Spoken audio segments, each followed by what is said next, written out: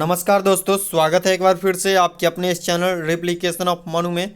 तो दोस्तों आज हम बायोलॉजी के वीवीआई क्वेश्चंस को करेंगे एंड इससे जो है काफ़ी सारे क्वेश्चंस आपको आ सकते हैं, ऐसे चांसेस हैं। तो चलिए स्टार्ट करते हैं वीडियो को बिना किसी टाइम के वेस्ट किए हुए। एक बार आप लोग शेयर कर दीजिए, उसके बाद हम स्टार्ट करते हैं आज के इस लाइव सेशन को। तो आप लोग वीडियो को शेयर नहीं करते हैं, इसलिए आप लोग जो है शेयर ज़रूर कीजिए वीडियो को। तो चलिए स्टार्ट करते हैं, क्वेश्चंस की तरफ चलते हैं। तो सबसे पहला क्वेश्चन जो आ रहा है दोस्तों, जीव विज्ञान का क्वेश्चंस करेंगे और इसको मैं टेलीग्राम पे डाल दूंगा। आप लोग वहाँ टेलीग्राम को ज़रूर ज्वाइन कीजिएगा, क्योंकि वहाँ पे जो है मैं सब चीज़ डालते रहता हूँ टाइम टू टाइम। तो वहाँ पे आप लोग ज्वाइन कर लीजिएगा टेलीग्राम को, लिंक आपको डिस्क्रिप्शन में प्रोवाइड करवा दिया जाएगा। तो यहाँ पे क्वेश्चन जो है, यहाँ पे नंबर को आप नहीं देखिएगा, नंबर छोड़िए, यहाँ पे क्वेश्चन आप देखिए। तो बीजांडासन और फल भित्ति दोनों खाने योग्य। बीजांड यानी कह रहा है बीज, क्या बीज, और फल भित्ति, फल भित्ति यानी फल के ऊपर का। तो यहाँ पे फल भित्ति और दोनों खाने योग्य पदार्थ किस में होते हैं? तो बताइएगा आप लोग। सेब में होता है, केला में होता है, टमाटर में होता है, आलू में होता है। क्या में होता है? किसको हम सब चीज़ को खा जाते हैं ये बताइए। आलू को छील देते हैं, ये बात तो निश्चित है। केला को भी छील के खाते हैं, सेब को भी, मतलब सेब के ऊपर छिलका रहता है उसको खा जाते हैं, ये बात है।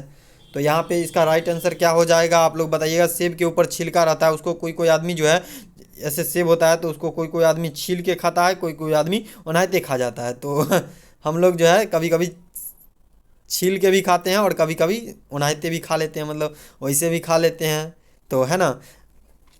तो इसका राइट आंसर क्या होगा? टमाटर को कोई आदमी छील के खाया है कभी? मेरे हिसाब से नहीं खाया होगा। टमाटर को जो है सब्जी में डाल दिया जाता है। तो टमाटर जो है ऐसा फल है जिसको जो है फल भित्ति और बीजांड दोनों खाया जाता है शरीर में, मतलब मानव के द्वारा। तो चलिए नेक्स्ट क्वेश्चन की तरफ चलते हैं।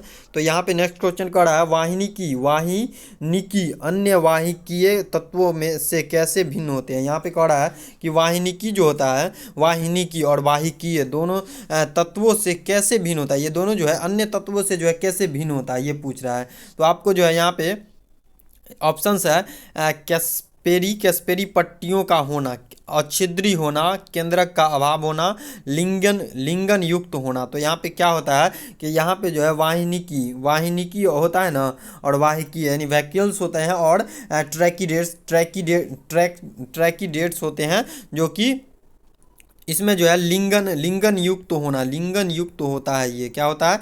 लिंगन युक्त। इसका राइट आंसर क्या हो जाएगा? लिंगन युक्त होने के कारण ये अन्य तत्वों से जो है भिन्न होते हैं। तो यहाँ पे अब चलिए नेक्स्ट क्वेश्चन कर रहा है आप लोगों का कि खाने योग्य भूमिगत तने का एक उदाहरण कौन सा है? खाने योग्य भूमिगत यानी भूमि के अंदर यानी जमीन के अंदर तने का एक उदाहरण क्या है? तना का उदाहरण क्या है? गाजर, मूंगफली, शकरकंद, आलू। बताइएगा आप लोग। ये सब तो आप लोग जानते ही होंगे, क्योंकि ये नॉर्मल, मतलब कि यहाँ पे हम लोगों के लाइफ से जुड़ी हुई बात है। ये सब गाजर खाते हैं, मूंगफली खाते हैं, शकरकंद खाते हैं, आलू खाते हैं, ये सब खाते रहते हैं, मतलब ये सब खाने योग्य पदार्थ है और हमारे लाइफ से जो है दैनिक दिनचर्या से ये सब जुड़ा हुआ क्वेश्चंस है। तो यहाँ पे आप लोग बताइएगा खाने योग्य भूमिगत तने का एक उदाहरण क्या है, कौन सा है? गाजर है, मूंगफली है, शकरकंद है, आलू है। क्या है बताइएगा आप लोग। तो ये खाने योग्य भूमिगत तना जो है क्या है, वो जो है दोस्तों क्या है, यहाँ पे आलू जो है एक तना है जिसको भूमि के अंदर उगाया जाता है और इसको जो है खाया जाता है।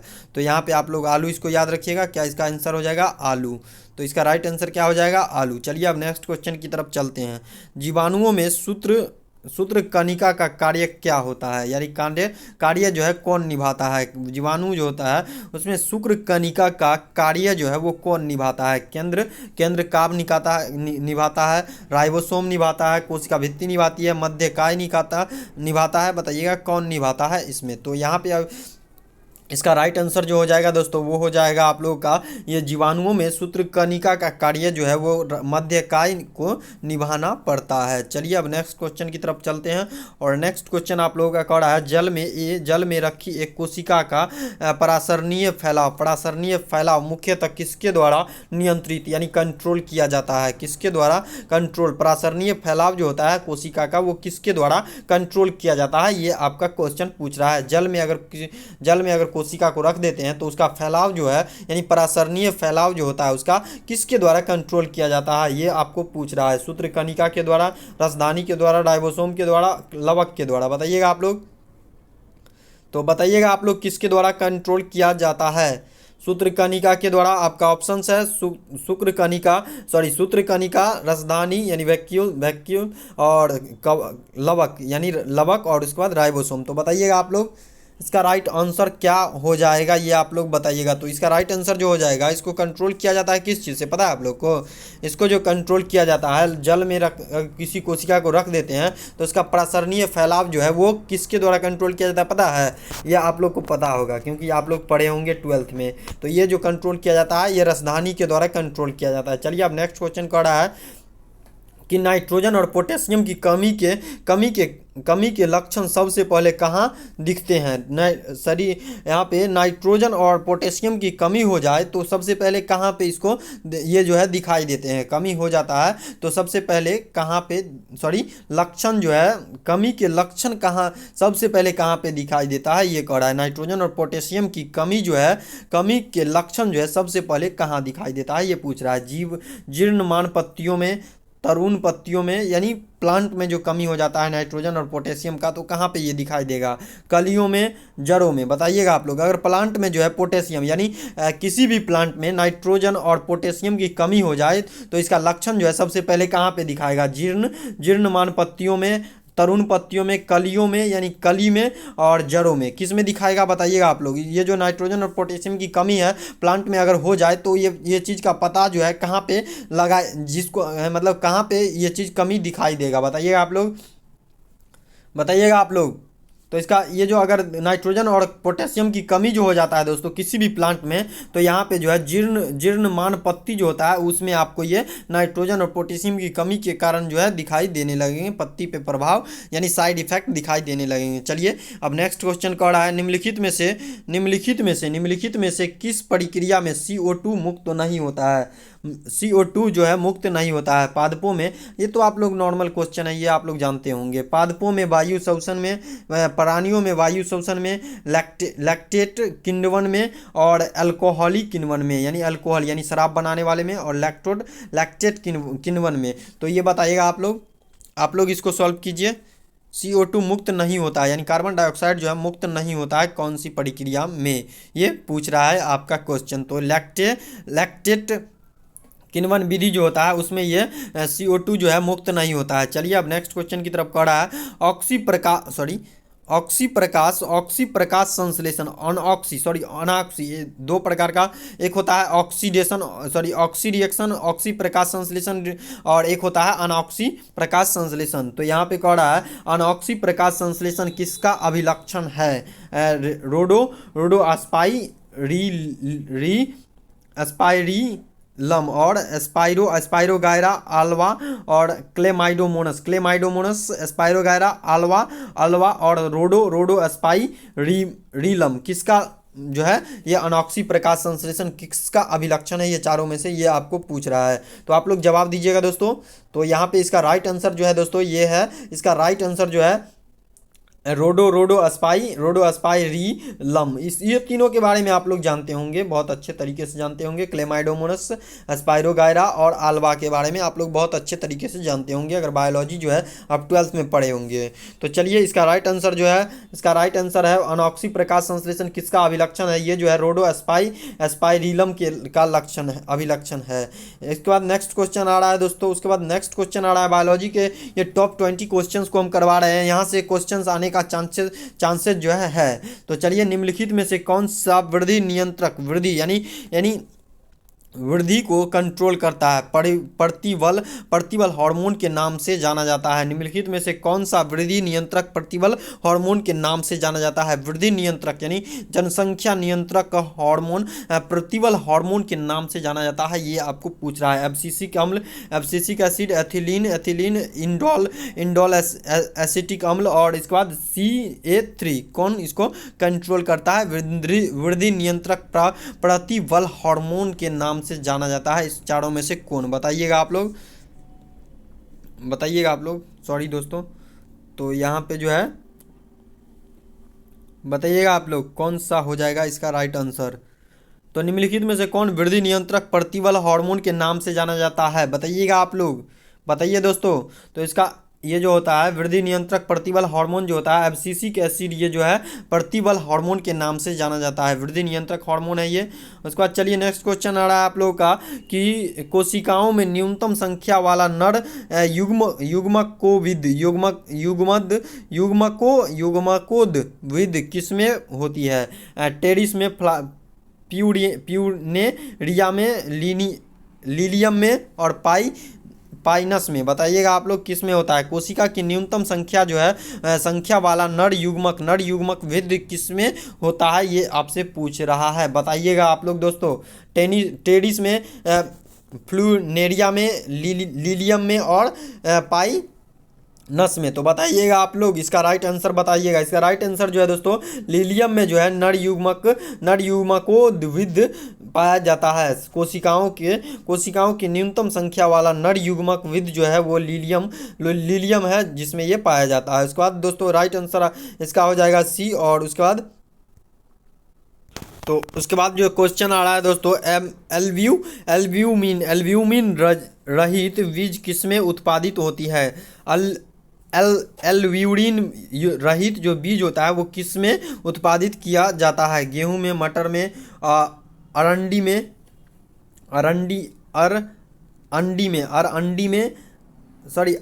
अंडी जो होता है वो बोलते हैं अंडी में।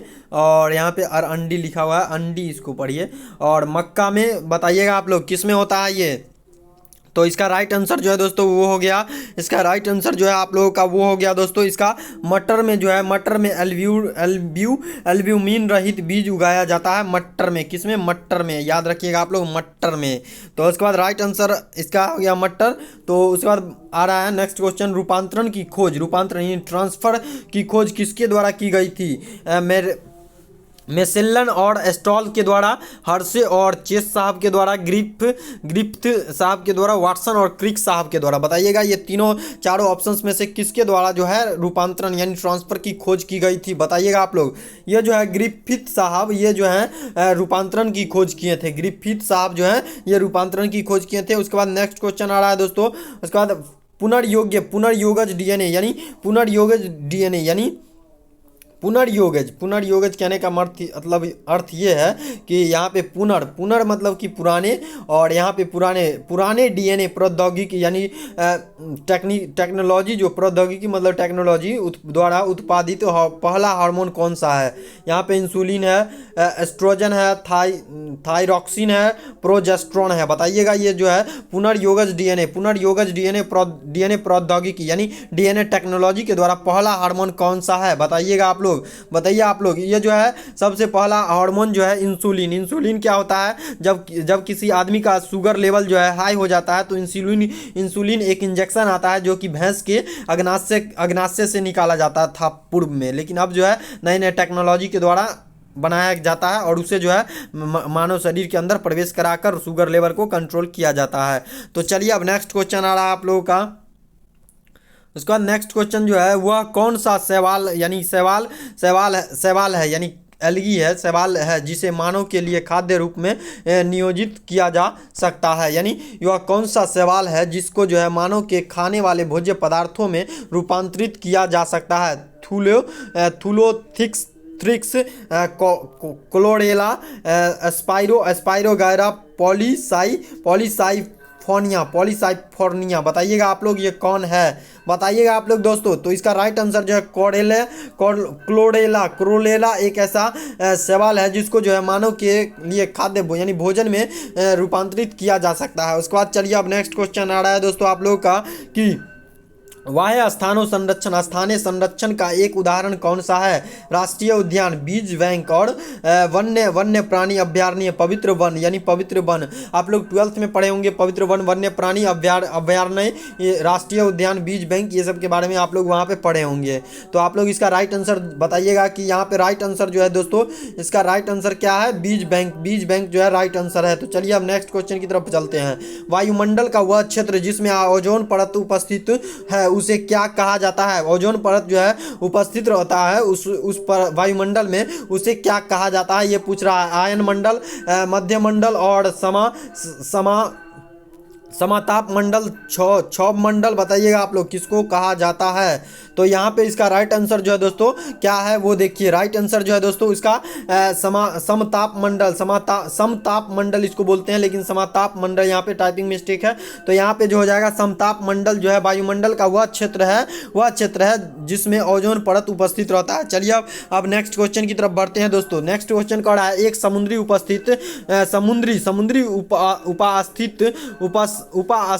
स्थिल मछली जो विद्युत उत्पन्न कर सकती है वह कौन सा मछली है? यानी कौन सा ऐसा मछली है, समुद्री मछली, जिससे जो है विद्युत उत्पन्न किया जा सकता है?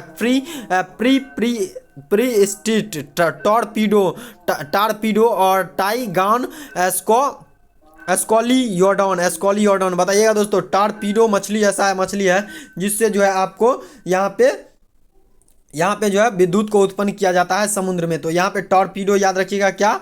टॉर्पीडो एक ऐसा मछली है जिससे विद्युत को उत्पन्न किया जा सकता है। चलिए अब नेक्स्ट क्वेश्चन की तरफ बढ़ते हैं दोस्तों। नेक्स्ट क्वेश्चन आप लोगों का कह रहा है कि गतिमान जीवाणु किसके द्वारा गति करते हैं? फ्रीबी के द्वारा, कसाबिका के द्वारा, प्रच्छम माव के द्वारा, पिलाई के द्वारा, बताइएगा आप लोग किसके द्वारा किया जाता है? तो इसका राइट आंसर क्या हो जाएगा दोस्तों? इसका राइट आंसर जो हो जाएगा वो किसके द्वारा, गतिमान जीवाणु किसके द्वारा गति करते हैं? कसाबिका के द्वारा जो है गति करता है। राइट आंसर क्या हो जाएगा? बी हो जाएगा। टेलीग्राम पे मैं इसको पीडीएफ को डाल दूंगा, आप लोग वहां से ज्वाइन कर लीजिएगा टेलीग्राम और पीडीएफ को इंस्टॉल कर लीजिएगा। चलिए अब नेक्स्ट क्वेश्चन की तरफ बढ़ते हैं। इसका राइट आंसर जो है कसाबिका के द्वारा होता है। चलिए मानव में दूध के पाचन की आरंभिक क्रिया किसके द्वारा की जाती है? दूध जो पाचन होता है वो किसके द्वारा प्रारंभ होता है ये पूछ रहा है। लाइपेज के द्वारा, ट्रिप्सिन एंजाइम, रेनिन, पेप्सिन, ये सब एंजाइम का नाम है, चारों एंजाइम का नाम है। आप लोग बताइएगा मानव में दूध का जो पाचन होता है, जब हम लोग दूध पीते हैं तो उसका पाचन जो है किसके द्वारा आरंभ हो जाता है? तो इसका राइट आंसर जो है दोस्तों ये किसके द्वारा आरंभ होता है ये देखिए। रेनिन एंजाइम जो है, रेनिन एंजाइम वो मानव में दूध को पचाने का कार्य करता है। रेनिन एंजाइम याद रखिएगा। इसका राइट आंसर क्या हो गया? रेनिन हो गया इसका राइट आंसर। तो ये इसके बाद नेक्स्ट क्वेश्चन आ रहा है मानव नर में जनन और मूत्र प्रणाली की साक्षी अनत्य वाहिका है। मूत्र मार्ग, मूत्र वाहिनी, शुक्रवाहक, शुक्रवाहिका, बताइएगा। ये सब आप लोग 12th में बहुत अच्छे तरीके से पढ़े होंगे। 12th के चैप्टर्स में जो बायोलॉजी में आप लोग बहुत अच्छे तरीके से पढ़े होंगे। तो इसका राइट आंसर क्या हो जाएगा दोस्तों? ये जो होता है मानव नर में जनन और मूत्र प्रणाली की साक्षी अत्यवाहिका जो है मूत्र मार्ग ही है। तो चलिए आज के लिए इतना ही रखते हैं और फिर नेक्स्ट डे जो है आप लोगों के लिए क्वेश्चंस लेकर आएंगे। उसके बाद जो है केमिस्ट्री का क्वेश्चन लाएंगे कल, तो आप लोग जरूर ज्वाइन कीजिएगा। चलिए आज के लिए इतना ही रखते हैं। Thank you for watching video and like this video and share this video. और चैनल पे नए हैं तो चैनल को सब्सक्राइब जरूर कीजिएगा। तो चलिए आज के लिए इतना ही रखते हैं दोस्तों। Thank you for watching.